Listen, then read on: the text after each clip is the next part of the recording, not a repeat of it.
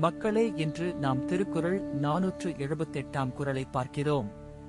இது திருக்குறளின் பொருட்பால் பகுதியில் அரசியல் இயலில் உள்ள வலியுறுதல் அதிகாரத்தின் 6வது குறள். ஆகாரம் அளவிட்டிது ஆயினும் கேடில்லை போகாரம் அகலாக் கடை.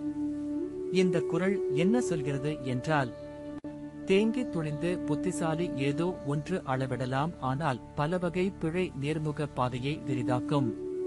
அதாவது, ஒரு சிறிய தவறை அவசரமாக நினைக்காமல் அதன் விளைவுகள் பெரியதாக இயக்கும். அதனால் சிறிய பிழையை பெரிதாக மதித்து அதை தவிர்க்க நடவடிக்கை எடுக்க வேண்டும்.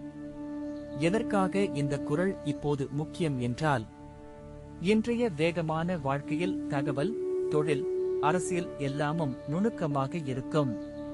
ஒரு எளிய கணினி பிழை பல கோடா கணக்குகளை பாதிக்கலாம். அதனால் ஒவ்வொரு முடிவு, ஒவ்வொரு செயலும் கவனமாக பார்த்து முன்னதாகவே தவறுகளை தடுப்பது அவசியம்.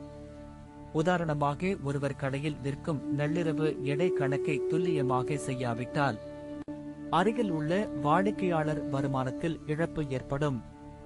இது குறைந்த அளவிலான பிழை பெரிய நிதி இழப்பை உருவாக்கும் உதாரணம். மற்றொரு உதாரணம், பள்ளியில் ஒரு ஆசிரியர் ஒவ்வொரு மதிப்பீட்டையும் சரியாக செய்யாது இருந்தால் மாணவர்கள் தவறான மதிப்பெண்களை பெறுவர் மற்றும் அவர்களின் எதிர்காலம் பாதிக்கப்படும்.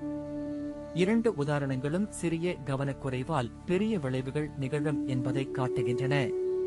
இன்றைய வாழ்க்கையில் இந்த குறளை நாம் பின்பற்றினால் தொடர்ந்து தன்னையே மதிப்பாய்வு செய்து செயல்களை மறுபரிசீலனை செய்து சிறிய பிழைகளை தவிர்க்கும் பழக்கம் உருவாகும்.